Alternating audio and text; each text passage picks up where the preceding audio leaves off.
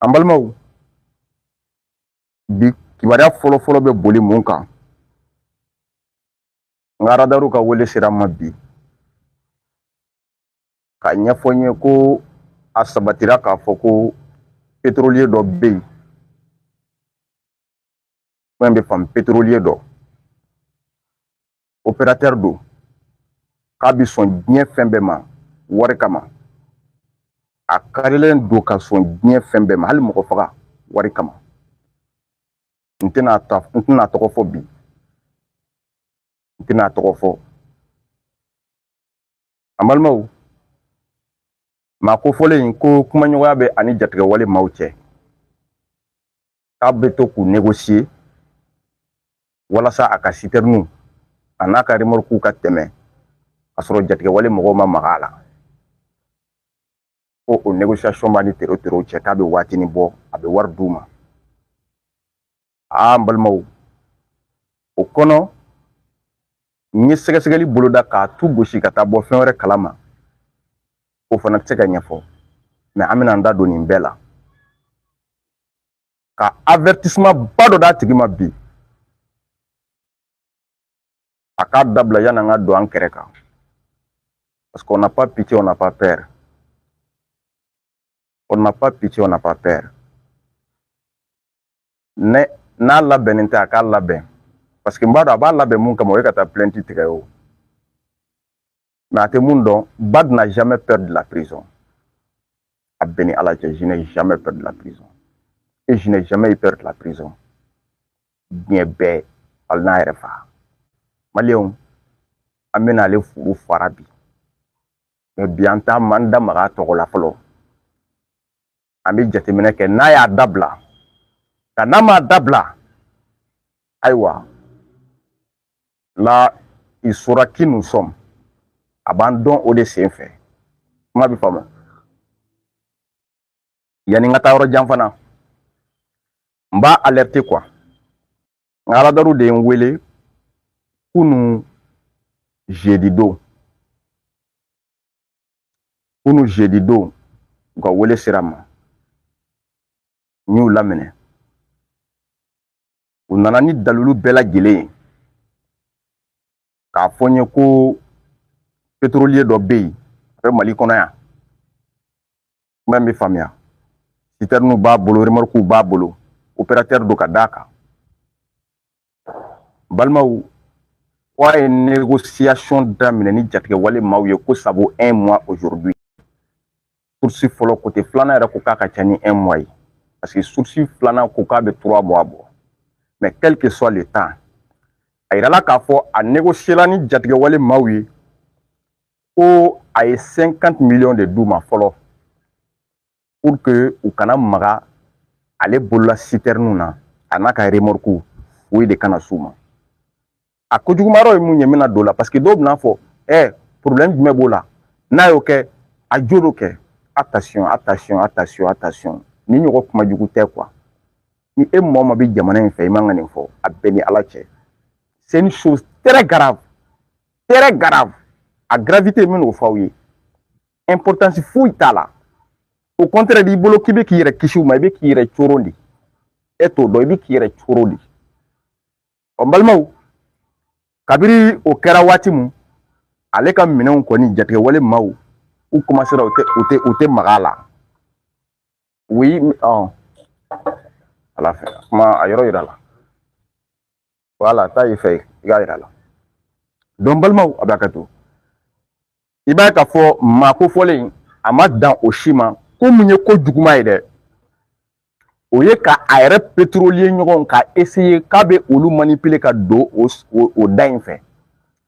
n'o de ye ka taa négocier ni jatigɛ wale maaw ye pour que citernes ka tɛmɛ u ka dɔ sara ale de bɛ kɛ intermédiaire ye u ni ɲɔgɔn cɛ intermédiaire n bɛ ka kuma mun f'aw ye n b'a fɔ avec haute voix kun jumɛn na autorité fo n'a y'a sɔrɔ a y'a ko bila ten je sais k'aw b'a kalama mais moi je me profite ka n da don a la yan n'i ye n karilen ka n da don a la yan à mon savoir vous êtes au courant n b'a dɔn abna baraw boloda ni ala sɔnna ma an balimaw i b'a ye k'a fɔ maa kofɔlen a donna comment dirais-je pétrolier wɛrɛw kan k'a fɔ olu ye k'u fana ka dɔɔni di a bɛ 20 millions minɛ dɔw bolo kuma in bɛ faamu u kana a bɛ 30 millions minɛ dɔw bolo a bɛ 10 millions minɛ dɔw bolo a bɛ dépend mun bɛ mun di o fara ɲɔgɔn kan a yɛrɛ b'a ka pourcentage bɔ a la ka taa tɔ di jatigɛwale maaw ma pétrolier tɔw tɔgɔ la walasa olu fana ka citerne ka tɛmɛ. Donc lui il est devenu maintenant un businessman, un coxeur entre les terroristes et les pétroliers. Ale kɛra o de ye sisan. Bon a tɔ nana kɛ ale yɛrɛ tɛ wari di terrorists ma tugun dɛ. Pétrolier tɔw k'u bɛ mun di ale ma dɛ ale b'o de cɛ sisan k'o di terrorists ma u bɛɛ tɔgɔ la u yɛrɛ bɛɛ tɔgɔ la ne ka source de ye nin confirmer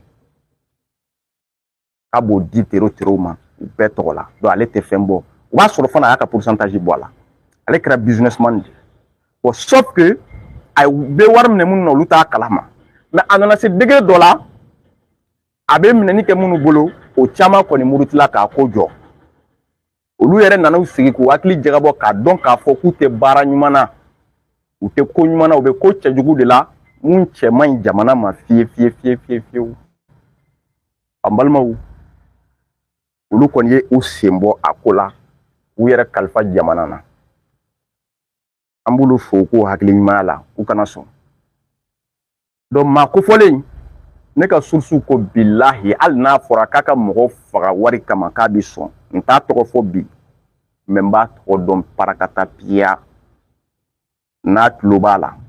n b'a tɔgɔ dɔn parakata piya a k'a farati an bɛ nalen an bɛ tila ka video filanan sigi a kama ni ala sɔnna video filanan bɛ sigi a kama o la a bɛ na an si dɔn c'est-à-dire ni ko in gravité ye jumɛn de ye i bɛ ka wari mun ta ka di terrorists ma premièrement i bɛ ka contribuer u ka kɛlɛ de la parce que i bɛ wari mun ta ka d'u ma a b'u dɛmɛ de a bɛ dɔ fara u fanga de kan u bɛ mɔgɔ caman sɔrɔ k'u sara u bɛ se ka mɔgɔw recruter n'a ye u bɛ se ka maramafɛnw san n'a ye a gravité ba dɔ ye nin de ye i bɛ ka wari mun d'u ma afin que e ka citerne ka tɛmɛ en oubliant que o wari kelen bɛ utiliser ka maliyɛn dɔw la nɛgɛ ka bila u ka jamana contrôle la wari kelen bɛ utiliser ka marifa san k'a ci malidenw na o wari kelen bɛ utiliser ka dɔ fara jamana tiɲɛni kan o c'est à dire gravité tɛ tɛmɛ o kan quoi o de la n ko kɔlɔlɔba b'a la mais d'autres croient que problème t'a la n'a kɛra a y'a kɛ a yɛrɛ ka lakana kama d'accord a k'a kɛ a yɛrɛ ka lakana kama maintenant et la sécurité des autres maliens u bɛna don marifa la ka ci maliyɛn minnu na kun c'est ça le problème. C'est ça le problème. Pourquoi obligatoirement EKA essence 4 teme au prix de la vie des Maliens, au prix, je dis bien au prix de la vie des Maliens. Pour quelle raison? C'est parce que toi tu es capable de tout pour l'argent. Attention, attention, attention. Attention 1000 fois. Maliens, ni ne bɛ maa kofɔlen kun kan détail caman bɛ nin kɔfɛ ni ala sɔnna an b'o détail bila ka video filanan kɔnɔ an bɛna video spéciale mun k'a ko kun kan mais k'a ɲɛfɔ a tigilamɔgɔ ye a ka attention kabiri sisan on est au courant de tout fɛn o fɛn de bɛ yen a bɛ k'i dogo ka fɛn o fɛn kɛ on est au courant de tout. Ah oui, on est au courant de tout. Yaro hali waleya jugu minnu ni pétrolier caman bɛ ka kɛ Bamakɔ kɔnɔ yan o caman dalulu b'an bolo an bɛna tila k'an da don o la essence bɛ ka kɛ business fɛn ye cogo min na k'a feere essence bɛ ka dogo k'a feere prix gɛlɛn na cogo min na o bɛɛ dalulu b'an bolo yan malgré que jamana ye aw bonya jamana kelen kɔfɛ ka dɔ fara essence ni gasoil prix kan o kɛkun ye jumɛn ye aw ka mi fɛn minnu jenina jatigɛ wale maaw fɛ tiɲɛni mun donna aw kun a ka se k'o récupérer a kɛ kun y'o de ye mais n'o ma bɔ fo kuncɛ bani dɔ kafiri dɔ e bɛ taa ka taga négocier ni jatigɛ wale maaw ye au prix de la vie des Maliens et ka citernes ka tɛmɛ qu'est-ce que ça veut dire qu'est-ce que ça veut dire Maliens ni minnu t'a kalama dɔ ka fara essence ni gasoil prix kan c'est pour que tero ye tiɲɛni mun don comment dire pétrolier kunna u ka se ka u ka wari c'est à dire que u ka se ka bɔ dingɛ kɔnɔ quoi u ye perte mun kɛ en réalité u ka se k'a dɔ récupérer u ka se ka caman récupérer parce que actuellement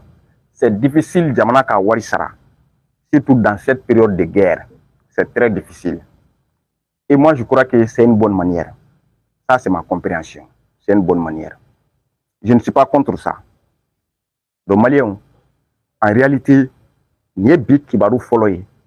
walawalali mun b'an bolo premièrement k'a kɛ nin ko in lahala kan an tɛna mɛn a kan mais c'est un avertissement attention attention attention an b'o de fɔ a tigi ye pour l'instant n'a tulo b'an kan na a kana k'a kɔnɔ ko an t'a tɔgɔ dɔn dɛ an b'a tɔgɔ dɔn an b'a jamu dɔn a bɛ sɔn diɲɛ fɛn o fɛn ma o bɛɛ lajɛlen kibaruya dira an ma an ka source fɛ a k'a kɔlɔsi dɔrɔn ani a ye donni mun kɛ i yɛrɛ kɛ businessman ye a b'a kɛ to a ye donni mun kɛ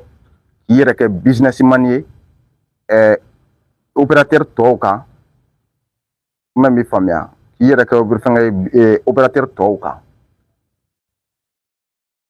a k'i kɔlɔsi nin bɛɛ a opérateur kelen-kelenna fɛn o fɛn bɛ yen k'i ye wari di nin ma ka a di jatigɛ wale maaw ma aw bɛɛ tɔgɔ fana bɛ yan opérateur fɛn o fɛn y'i den ka miliyɔn damadamani di nin ma ko fɔlen ma k'a di jatigɛ wale mɔgɔw ma pour que i ka citerne ka protéger a opérateur bɛɛ bɛ yan fɛn o fɛn ka wari donna a la a bɛɛ tɔgɔ bɛ yan a y'aw ta siyɛn an bɛna vidéo spéciale k'a kan o de la aw bɛna faamu